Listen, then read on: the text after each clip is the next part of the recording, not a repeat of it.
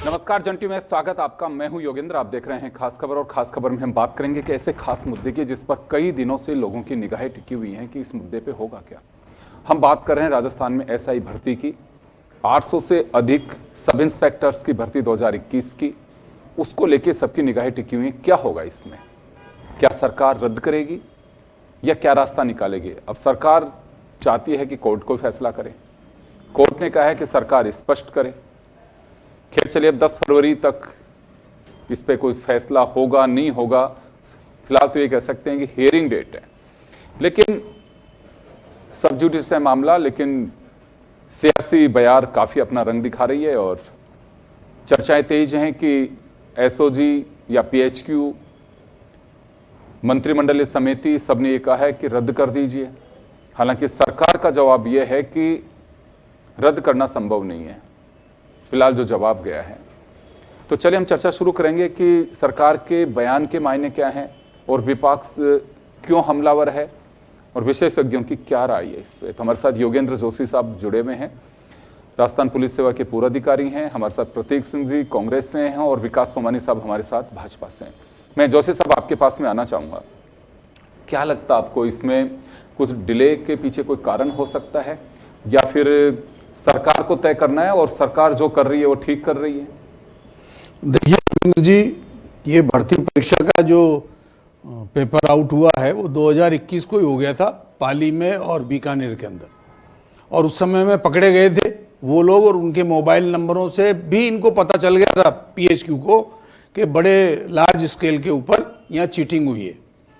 लेकिन उसके बाद में इसको ठंडे बस्ते में डाल दिया और फिर आगे जाके फिर जब बहुत ज़्यादा प्रेशर हुआ, फिर लोगों ने शिकायतें करना चालू कर दिया और फिर जा कर के कुछ पकड़े गए, जिसमें फिर बाबूलाल कटारा आ गए, रामूराम राय का आ गए और 45 सब इंस्पेक्टर इन्होंने गिरफ्तार किए।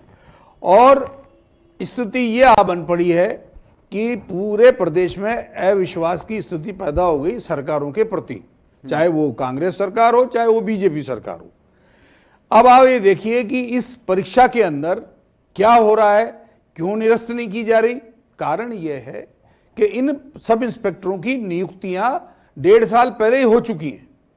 क्या होता है, आरपीएससी नियुक्तियां मतलब रिजल्ट आउट करके नियुक्ति के लिए पीएचक्यू भेज देती है।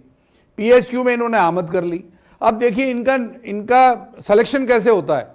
एक जिले में एक सब इंस्पेक्टरों की कितनी वैकेंसी है, उसके हिसाब से वैकेंसियां निकलती हैं और परीक्षा होती है। और जब ये परीक्षा पास कर लेते हैं तब ज्वाइनिंग के लिए जब भेजते हैं तो इनका वेतन वहां से चालू हो जाता है। क्यों? क्योंकि इसके अंदर ये जो ट्रेनिंग पीरियड है इसमें इनको पैसा मिलना चालू हो जाता है। आप देखिए कि साल भर से, सवा साल से पैसा दे रहे हैं, तनख्वाह दे रहे हैं लगातार। दूसरा, हर चीज मतलब जो भी एक्टिविटीज होनी चाहिए थी आरपीए में वो कंप्लीट हुई। उसके बाद हाई कोर्ट ने बीच में व्यवधान डाला कि साहब आपने इस तरह की चीज हुई है, ये हमारे पास अपीलें आई हैं और इस तरह की बात है, आप इसको रोकिए, जैसी स्थिति है वैसी स्थिति में रोक दीजिए। अब आप देखिए उसके बाद भी पीएचक्यू ने इनको प्रैक्टिकल ट्रेनिंग के लिए जिलों में भेज दिया और माननीय हाई कोर्ट ने कहा कि भाई आपने कंटेम्प्ट किया है। मेरा ये कहना है इन सब बातों को देखते हुए कि सरकार, चाहे किसी की सरकार हो, इन्होंने निर्णय लेने में देरी की। देरी करने से क्या हुआ, जैसे आम पकता है पेड़ पे, इस तरह से ये पक गया। अब इसको न तो तोड़ सकते हैं, न इसको फेंक सकते हैं, न इसको खा सकते हैं। ये गले की हड्डी बन गया एक बहुत बुरी तरह से। और मैं आपको बताऊं कि इसकी जो परीक्षाएं हुई हैं, उन परीक्षाओं में जो आईजी वगैरह बैठे थे, जो इंटरव्यू लेने वाले, उनसे जब मेरी बात हुई तो उन्होंने ये कहा कि हमने इनसे पूछा स्टूडेंट से कि आप किस सब्जेक्ट में है, और उस सब्जेक्ट के बारे में पूछा तो हम तो वो 25 आंसर वाली बुक लाए थे, उससे हम पास हुए हैं। और फिर कि तुम करते क्या हो, कि साहब मैं तो ये क्रिप्टो करेंसी का बिजनेस करता हूं, 2-2.5 लाख रुपए महीना मिलता है। तो भाई तू आ क्यों गया फिर सब इंस्पेक्टर बनने के लिए? तो उन्होंने कहा साहब शौक है सब इंस्पेक्टर बनने का। और आप देखिए जो जेल के अंदर तस्कर और इस तरह के लोग बैठे हुए हैं, उनके लड़के लड़की भी पास हो गए। उसमें आया, आप देखो 199 पेज की चार्जशीट में यह तक बताया गया है कि 1 महीने पहले मंजू शर्मा के माध्यम से भूपेंद्र यादव डीजी साहब ने वो पेपर मंगवा लिए और 2-2 4-4 सेट मंगवाए। उसमें से बाबूलाल कटारा के पास सेट रहे, एक कोई दादी चे उदयपुर का, उसको दे दिए वो सेट, फिर यूनिक भामू और ढाका ये अभी तक गायब है। तो ये परीक्षा अगर आप एसआईटी की चार्जशीट देख लेंगे तो ये परीक्षा बिल्कुल आउट हो चुकी। आप देखिए बीकानेर में होने के बाद में आईबी ने, पीएचक्यू ने जांच करवाई तो पीएचक्यू को यह पता चला कि 110 सब इंस्पेक्टर ऐसे हैं जिन्होंने टीपालॉजी की है और ये निरस्त हो जानी चाहिए। तो आप देखिए कि जब सरकार एसआईटी कह रही है, पीएचक्यू कह रहा है और जो एएजी कह रहे हैं और मंत्रिमंडल की जो समिति है वो कह रही है, तो अब ये सरकार क्यों नहीं कह रही? इसका मतलब ये है। जोशी साहब, एक बात जानना चाहूंगा कि ये सोशल मीडिया पे आया कि चलिए यहाँ पे इन्होंने सिफारिश की है, लेकिन सरकार का जो स्टैंड है वो आपको लगता है कि मंत्रिमंडलीय समिति की जो रिपोर्ट है वो भी अलग नहीं होगी? सरकार फिर किस बिहाफ पे कर रही है? वो भी मंत्रिमंडल की सिफारिश पे ही कर रही होगी? देखिए साहब, मंत्रिमंडल की सिफारिश में साफ लिखा हुआ है कि ये परीक्षा दोबारा होनी चाहिए और उसमें तरीके भी बता दिए कि परीक्षा हो तो कैसे हो। अगर मान लीजिए इनकी भी दोबारा परीक्षा ले लो, इनमें से फेल हो जाए तो एक चांस और दे दो उनको। इस तरह की कई सारी बातें मंत्रिमंडल समिति ने करी है। लेकिन देखिए सरकार किसको कहते हैं? इन्होंने ये नहीं कहा है कि साहब सरकार तो बहुत बड़ी है, सरकार में एएजी पुलिस और यही थोड़ी आते हैं, सरकार में तो मंत्रिमंडल भी आता है, सरकार में मुख्यमंत्री और भी कई संस्थाएं आती हैं, वो सब मिलकर के निर्णय लेती हैं। मैं ये कह रहा हूं कि कोई भी चीज बची हुई नहीं है। अगर ये निर्णय नहीं लेंगे तो सरकार के खिलाफ जाएगा, और निर्णय लेते हैं तो इनको ऐसा निर्णय लेना पड़ेगा जिसके अंदर जो आम विद्यार्थी हैं उनको नुकसान की भरपाई नहीं करनी पड़े, मतलब वो परेशान ना हो और इस तरह की कार्रवाई करने। देखिए इसमें सॉल्यूशन भी है कि अगर मान लीजिए जो 3000 से ज्यादा कैंडिडेट एसआई पढ़े पास हुए थे और इंटरव्यू में पता आपको कि इंटरव्यू में यह कहा गया था कि फेल किसी को नहीं करना। अब आप बताइए जिस इंटरव्यू में फेल किसी को नहीं करना है तो फिर क्या हुआ? जितने इंटरव्यू में बैठे उतने पास हो गए। तो मेरा कहना यह है कि इस परीक्षा को रद्द ये कर नहीं सकते। तनख्वाहें दे दी गई हैं, ये ट्रेनिंग में चले गए हैं, 1 साल की ट्रेनिंग आरपीए में कर दी। दोनों ही सरकारों ने आंखें मूंद के रखी। बिल्कुल, ये अब आगे कुछ नहीं हो सकता, ये हो चुका जो होना था। और ये 45 भी वापस आएंगे, ये 45 भी अपनी जमानतें करा करके वापस आएंगे और ये नौकरी करेंगे, ट्रेनिंग करेंगे पूरी। जी चलिए, भगवान मालिक है सिस्टम का। तो प्रतीक जी आपके पास में आना चाहूंगा मैं। जोशी साहब ने कहा अभी कि एक सरकार दोषी नहीं है, दोनों ही सरकारों ने आंख मूंदी इस पे। वर्तमान सरकार है वो कोई डिसीजन नहीं करना चाह रही, और हालांकि डिसीजन की तरह ही है, उन्होंने कह दिया कि रद्द नहीं होगी। आप लोगों के वक्त जो चीजें सामने निकल के आ रही हैं वो भी बड़ी चौंकाने वाली हैं। अगर उसी वक्त पता चल गया था तो बिल्कुल इन लोगों को एसआईटी गठित करके करना चाहिए था। देखिए, सबसे पहले तो अगर जिस तरीके से इन्होंने चुनावों के समय में वादा किया था कि एसआई की भर्ती को रद्द करेंगे और एक बड़ा मुद्दा बनाया था पिछली सरकार के खिलाफ और डिफेम करने की कोशिश की थी, अब इनकी सरकार खुद ये मान रही है जिस तरीके का, क्योंकि कोर्ट के अंदर इन्होंने बोला है कि रद्द नहीं करेंगे, मतलब ये मान रहे हैं कि पेपर लीक नहीं हुआ था। तो मेरा प्रश्न तो यही है कि ये सरकार को सबसे पहले तो ये क्लियर करना चाहिए कि पेपर लीक हुआ था या नहीं हुआ था। अगर पेपर लीक हुआ था तो परीक्षा को रद्द करना ही चाहिए और नई परीक्षा करानी ही चाहिए। और अगर पेपर रद्द नहीं हुआ, पेपर लीक नहीं हुआ था, तो फिर ये जो बीजेपी है इसको माफी मांगनी चाहिए, इनको बोलना चाहिए कि हमने पूर्ववर्ती सरकार को डिफेम करने के लिए ये आरोप लगाया था। ऐसा कुछ भी नहीं होता। मुझे लगता है कि सरकार के अंदर रशाकसी चल रही है कुर्सी की, और इनके कुछ नेता इसके अंदर लिप्त मिलेंगे, कुछ मंत्री, कुछ एमएलए, और जो दूसरा इसका जो पूरा क्रेडिट है वो किरोड़ी लाल जी को ना चला जाए। इसलिए ये सारी चीजें रशाकसी चल रही है कि इस तरीके की जो परीक्षा रद्द है ये नहीं की जाए, और यही एक मामला बन रहा है। कोर्ट ने तो अवमानना के लिए इनको झाड़ पे लाई है। आप देखिए जो महाधिवक्ता है वो तक वहां पे प्रेजेंट नहीं हुए सरकार का पक्ष रखने के लिए, अतिरिक्त महाधिवक्ता वहां पे प्रेजेंट हुए। तो पता नहीं सरकार के अंदर क्या गोलमोल चल रहा है। हमेशा हर चीज पे यू टर्न ले रहे हैं, कभी पार्षदों की नियुक्ति कर देते हैं फिर कैंसिल कर देते हैं, कभी एसपी डीएसपी की नियुक्ति कर देते हैं फिर कैंसिल कर देते हैं। तो ये सरकार में सरकार की जगह सर्कस चल रहा है, और सरकार को एक स्टैंड लेकर के बताना चाहिए कि ऐसा ही भर्ती में हुआ क्या था, पेपर लीक हुआ था या नहीं हुआ था। चलिए प्रतीक जी, एक बात मैं लेकिन आपसे भी जानना चाहूंगा। आप कह रहे हैं कि रस्साकसी चल रही है, इन्हीं के कई एमएलए और ये भी इसमें शामिल हैं। गवर्नमेंट आपकी थी, अगर इतना इंटेलिजेंस आप लोगों के पास में था और पता चल गया था, तो उस वक्त आप लोगों ने क्यों खामोशी साधी? और क्या मतलब उन लोगों को इतनी लिबर्टी क्यों दी गई? अगर या पता भजन लाल जी की सरकार आने के बाद में पता चला आप लोगों को? नहीं, देखिए कि इन्वेस्टिगेशन हुई, एसआईटी का गठन हुआ, इन्वेस्टिगेशन के बाद में जब रिपोर्ट आई, उसके आते आते रिपोर्ट के आते आते आचार संहिता लग गई थी और चुनाव राजस्थान के अंदर आ गए थे, तो उस बीच में कांग्रेस सरकार कुछ कर नहीं सकती थी। लेकिन जैसे ही सरकार बदली, इनके पास में रिपोर्ट थी और रिपोर्ट के मुताबिक एजी कह रहे हैं, सब कमेटी, मंत्रिमंडल सब कमेटी कह रही है, एसओजी की रिपोर्ट ये कह रही है कि पेपर लीक हुआ था, तो सरकार को आपका कहने का मतलब ये है कि सरकार को तो केवल आपकी रिपोर्ट पे हिम्मत दिखानी चाहिए थी, वो नहीं दिखा पा रही। बिल्कुल। अब बताइए सोमानी साहब, हिम्मत तो दिखाइए, कांग्रेस बहुत कुछ करके चली गई है, कहना है इनका। योगेंद्र जी, बड़ी विस्तृत रूप से योगेंद्र जोशी साहब ने भी बता दिया था इस पूरा घटनाक्रम को।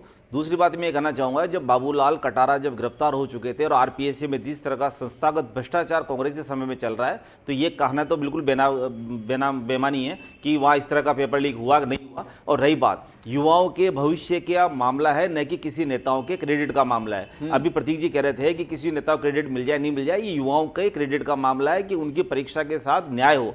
और माननीय मुख्यमंत्री भजन लाल शर्मा जी ने शपथ लेने के बाद जब एसआईटी का गठन हुआ और एसओजी जो एडीजी हैं वीके सिंह साहब के नेतृत्व में जब ये जांच शुरू हुई, तो जांच में जो लगातार गिरफ्तारियां होती गई। और गिरफ्तारी के बाद मैं एक बात कहना चाहूँगा योगेंद्र जी आपसे, जो बहुत महत्वपूर्ण है, कि जब गिरफ्तार हुआ, कानून के प्रावधान के अंदर गिरफ्तार हुए, गिरफ्तार होने के बाद रामूराम राय का जो बाद में गिरफ्तार हुए आरपीएससी के दूसरे मेंबर, उनको बाबूलाल कटारा के साथ आरपीएससी ले जाके और पूछताछ और प्रोटेक्शन पे सारी कार्रवाई की गई। अब जो बात महत्वपूर्ण रूप से कहना चाह रहे हैं कि जो याचिकाकर्ता हाई कोर्ट में गया, याचिकाकर्ता हाई कोर्ट में गया, तो उस पर जो बहस हो रही है, और 10 फरवरी को जो माननीय उच्च न्यायालय ने जिस प्रकार का निर्देश दिए हैं कि उसमें वो एसआईटी की जो है रिपोर्ट, जो पीएचक्यू ने जो प्रस्ताव भेजा है कि भर्ती रद्द होनी चाहिए, या जिस पहलू पे जो प्रस्ताव बना के भेजा है उसका अवलोकन करने के लिए, और तीसरी बात जो मंत्रिमंडलीय जो समिति बनाई गई थी 6 मंत्रियों की, उस कमेटी ने जो रिपोर्ट दी परीक्षा रद्द होने की, जहाँ तक जानकारी है, तो उसमें मिनट्स टू मिनट्स वो मांगा है और 10 फरवरी को लंच बाद इसको रखा है। तो कोई भी यदि प्रकरण अगर न्यायालय में विचाराधीन और सब जुडिस हो चुका है, तो उसके समस्त जो पहलू जब न्यायालय के सामने आएंगे तो न्यायालय इस पे जो निर्णय लेंगे, क्योंकि सरकार का काम लॉ एंड ऑर्डर को मेंटेन करना है। और जिस तरह का पेपर लीक में जो जिस तरह का अपराध हुआ है, जो डमी कैंडिडेट हो, चाहे पेपर लीक हो, चाहे भ्रष्टाचार हो, तो पीएमएल एक्ट के माध्यम से ईडी कार्रवाई कर रही है, सीबीआई की जहां जरूरत है वो सीबीआई कार्रवाई कर रही है, और जहां पुलिस की इन्वेस्टिगेशन एजेंसी जो राजस्थान की वो कार्रवाई कर रही है। तो किसी भी तरह से भारतीय जनता पार्टी की सरकार पूरी तरह से मुस्तैद है कि युवाओं के भविष्य को सुरक्षित रखा जाए और जो अपराधी और जो दोषी वो बचे नहीं, लेकिन वो कानून के अनुसार। एक बात बताइए, भविष्य सुरक्षित कैसे हुआ? अगर एग्जाम रद्द नहीं होगा तो रिजल्ट आपको अभी जोशी साहब ने बता दिया कि जिन पे भी आप चिंगारी बता रहे हो सारे तो बहाल होंगे, तो फिर ये कैसे होगा? ये योगेंद्र जी मैं आपको कहना चाहूँगा कि एक जो कानूनी प्रक्रिया है उसके तहत, चाहे वो न्यायालय में जाने का अधिकार हर व्यक्ति को हो, चाहे वो कितना बड़ा अपराधी हो या नहीं हो। योगेंद्र जोशी साहब ने भी स्पष्ट रूप से कहा, वो पहले जाते हैं न्यायालय में या बाद में जाते हैं, आप उसको रद्द करने के बाद भी न्यायालय में जाते हैं, क्योंकि किसी के हक के लिए न्यायालय में, जब न्यायालय में इसका निस्तारण होने के लिए याचिकाकर्ता गया है और उसी में समस्त रिपोर्टों को और कमेटी को और सभी को निर्देश दे दिए गए हैं कि वो उस दिन 10 फरवरी की जो दिनांक है उस पर लंच बाद इस प्रकरण को रखा जाएगा, और उसके लिए न्याय मित्र के रूप में आरडी रस्तोगी जो केंद्र में ईडी के लॉयर और वरिष्ठ अधिवक्ता हैं, उनको इस बात का नियुक्त किया गया है। तो कहीं ना कहीं इस पर निस्तारण अब न्यायालय में जब आ चुका तो सरकार ने अपना जवाब पेश करना था, सरकार ने सभी पहलू पेश कर दिए। इसमें राजनीति करना है और बाकी आगे और कर देंगे। जहां तक बात रही रद्द करने की, लेकिन रद्द करना ये जरूर है कि भर्ती बहुत व्यापक स्तर पर कांग्रेस सरकार में इसमें भ्रष्टाचार हुआ है, पेपर लीक हुआ है, डमी अभ्यर्थी बैठे हैं, लेकिन न्याय की सुनिश्चितता करना भारतीय जनता पार्टी सरकार। एक बात बताइए मुझे, अभी तक भी आप लोग भी 1 साल हो गया, सारी कमेटी एसआईटी सब कुछ कर चुके, कांग्रेस के एक भी नेता पे आप लोगों ने हाथ नहीं डाला अभी तक।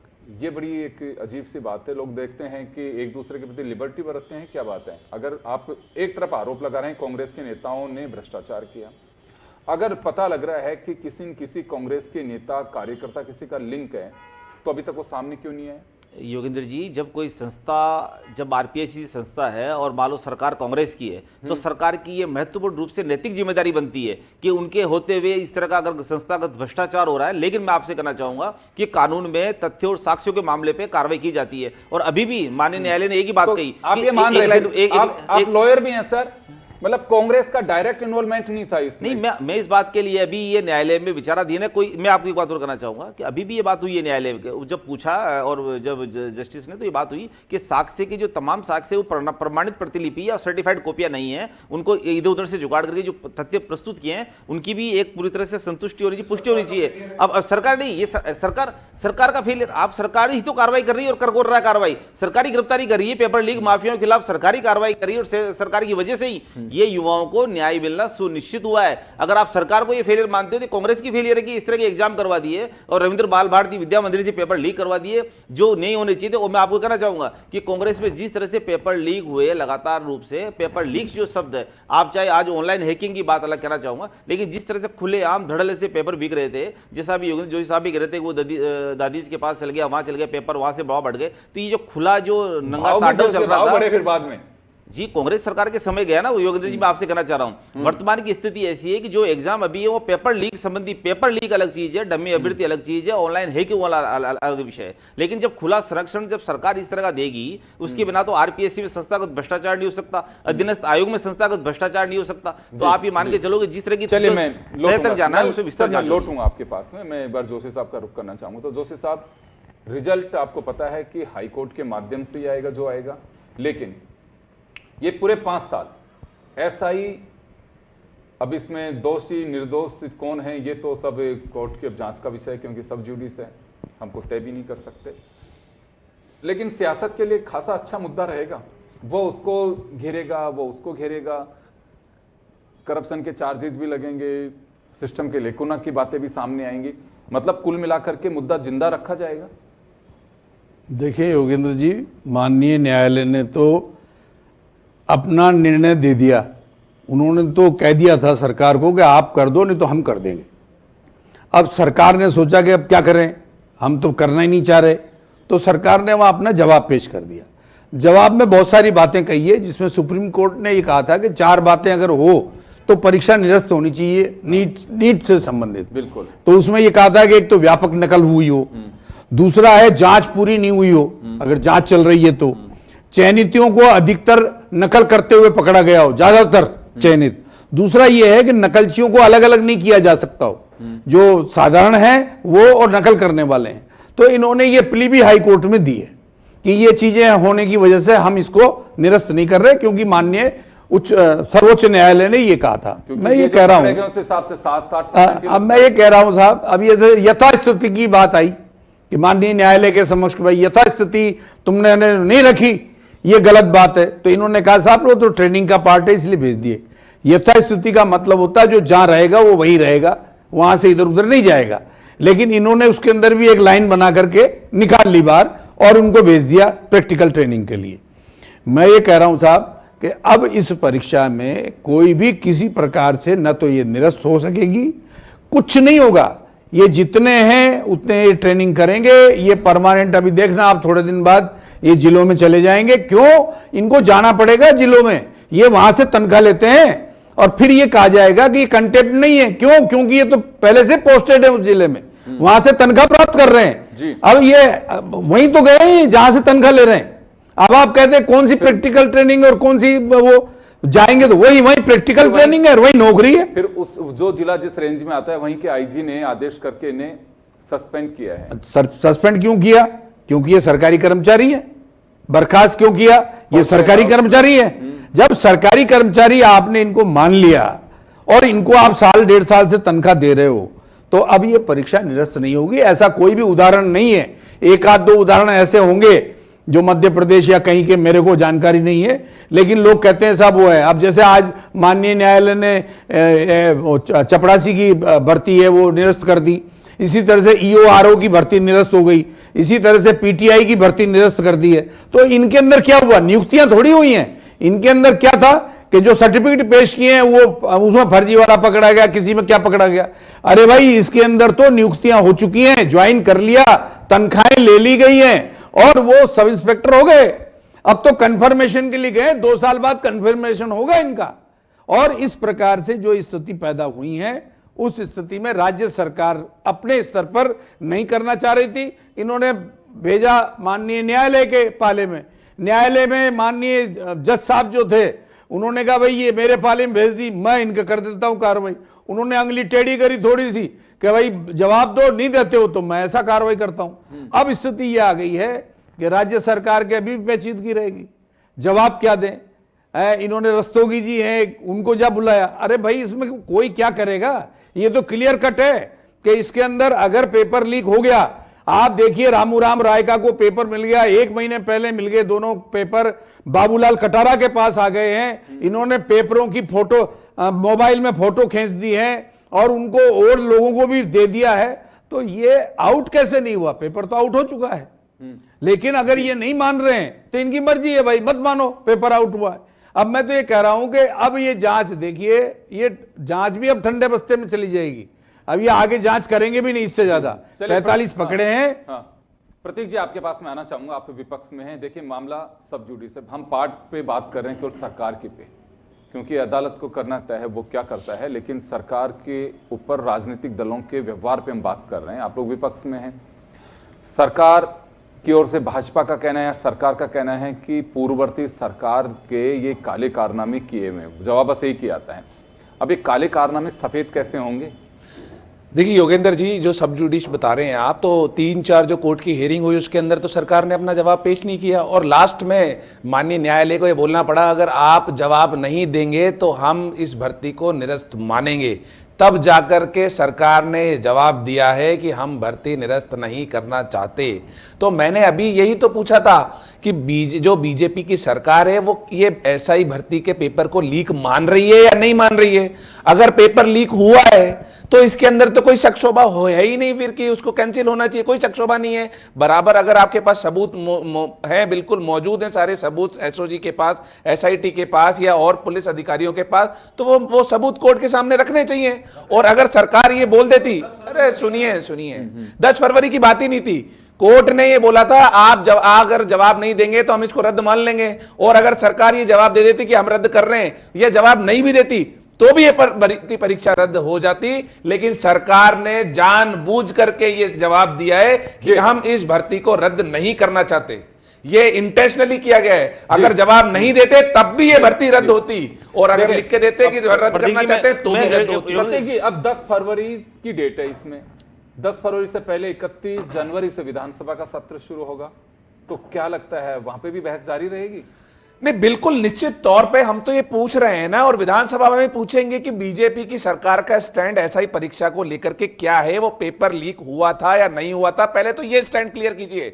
अगर पेपर लीक हुआ था तो आप कैंसिल क्यों नहीं कर रहे हैं? इसका मतलब आपके कुछ नेता या कोई मंत्री इसके अंदर लिप्त हैं। और अगर पेपर लीक नहीं हुआ था तो माफी मांगिए, फिर अगर पेपर लीक नहीं हुआ तो। सोमानी जी जवाब दे रहे हैं आप। आपसे कहना चाहूंगा, जी, प्रस्ताव आया और जो सब कमेटी बनी, सब कमेटी का भी एक निर्णय हुआ, तो मैं आपसे ये पूछना चाहूंगा कि इसको निरस्त करने का ये थोड़ी उठा के निरस्त कर दी। आप मुझे बताइए, समस्त प्रक्रिया अपना के और गुणागुण के आधार पर मेरिट पे डिसाइड करते हुए उस पर निर्णय होगा। और रही बात जो प्रतीक जी भी कह रहे हैं कि माननीय उच्च न्यायालय ये कह दिया कि बोले आप जवाब पेश करो, नहीं तो हम इसको रद्द कर देंगे। हाँ, बिल्कुल यही कहा था। अरे यही कहा था। बात तो सुनिए, मैं आपको फिर कहना चाह रहा हूं कि वो जवाब का अंतिम अवसर देने का वो जवाब दें। ऐसा नहीं है कि माननीय न्यायालय लेने की आप नहीं दोगे तो 15 मिनट में कर देंगे, ऐसा नहीं है। उनको अवसर देंगे और जब तक अपना रिप्लाई, अरे भाई प्रतीक जी, हम रोज कोर्ट में देखते हैं तो उनका ये प्रावधान है कि जब तक तो जवाब दे देते, कैंसिल कर रहे हैं। भविष्य के लिए मेरिट पे डिसाइड जब कोई केस होता है, जब निर्णय होता है, जब याचिका करता गया है तो मेरिट पे डिसाइड। आप क्या मान रहे हैं, पेपर लीक हुआ या नहीं हुआ? आप बता जाइए। ये गिरफ्तारियां हो रही है, आप बता जमानत कराने जा रहे हैं,